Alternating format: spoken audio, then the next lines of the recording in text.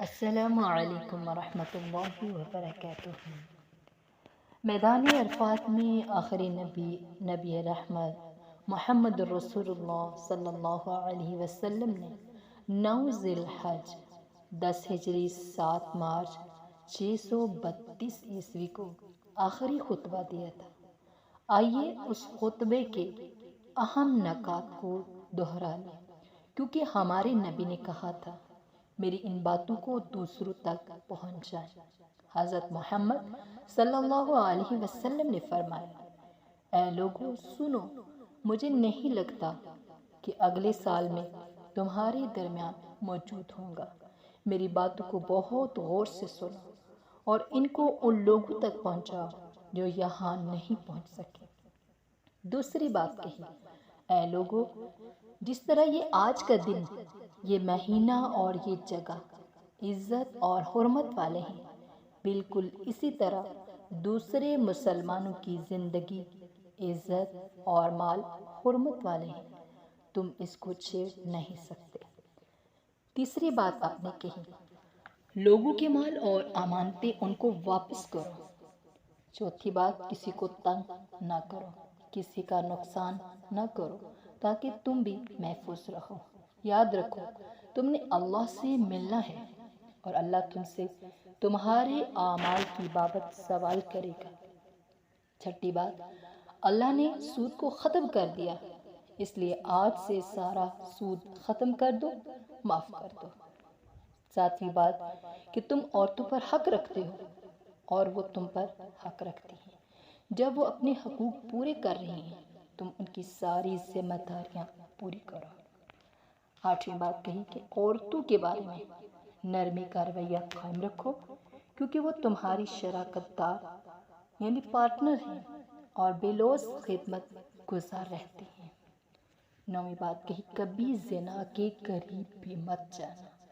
اے لوگوں میری بات غور سے سنو، صرف اللہ کی عبادت، 5 فرض نمازیں پوری رکھو، اپنے وقت پر ادا کرو، رمضان کے روزے رکھو، زکوٰۃ ادا کرتے رہو، اگر استطاعت ہو تو حج کرو۔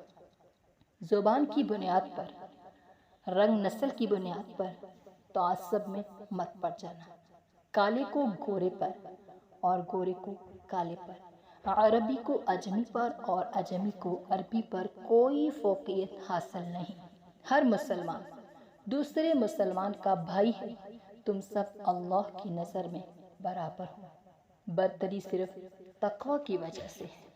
تو یاد رکھو تم ایک دن اللہ کے سامنے جواب دہی کے لیے حاضر ہوگے اپنے اعمال کی۔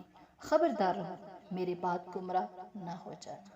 یاد رکھنا میرے بعد کوئی نبی نہیں آئے گا، نہ آنے والا ہے، نہ کوئی نیا دین لایا جائے گا۔ میری باتیں اچھی طرح سمجھو۔ میں تمہارے لیے 2 چیزیں چھوڑ کر جا رہا ہوں۔ پہلی چیز قرآن، دوسری میری سنت رسول۔ اگر تم نے ان کی پیروی کی تو کبھی گمراہ نہیں ہوگے۔ سنو تم لوگ جو موجود ہو، اس بات کو اگلے لوگوں تک پہنچانا اور وہ پھر اگلے لوگوں کو پہنچائیں، اور یہ ممکن ہے کہ بعد والے میری بات کو پہلے والوں سے زیادہ بہتر سمجھ اور عمل کر سکیں۔ پھر آپ نے آسمان کی طرف چہرہ اٹھایا اور کہا، اے اللہ گواہ رہنا، میں نے تیرا پیغام تیرے لوگوں تک پہنچا دیا۔ اللہ ہمیں ان لوگوں میں شامل کرے جو اس پیغام کو سنیں اور اس پر عمل کرنے والے بنے اور اس کو آگے پھیلانے والے بنے۔ اللہ ہم سب کو اس دنیا میں نبی رحمت کی محبت اور سنت عطا کرے اور آخرت میں جنت الفردوس میں اپنے نبی کے ساتھ اکٹھا کرے۔ آمین ثم آمین۔ اور ساتھ ساتھ میں آپ کو آخر میں ایک بات کہتی جائے، تکبیرات کی کثرت کریں، بے شک اللہ بہت عظیم ہے اور وہ اس بات کا حقدار ہے کہ اس کی حمد بیان کی جائے۔ اللہ اکبر، اللہ اکبر، لا الہ الا اللہ، واللہ اکبر، اللہ اکبر، وللہ الحمد، اللہ اکبر کبیرا والحمد للہ کثیرا وسبحان اللہ بکرۃ وأصیلا۔ آمین۔ وآخر دعوانا ان الحمد للہ رب العالمین۔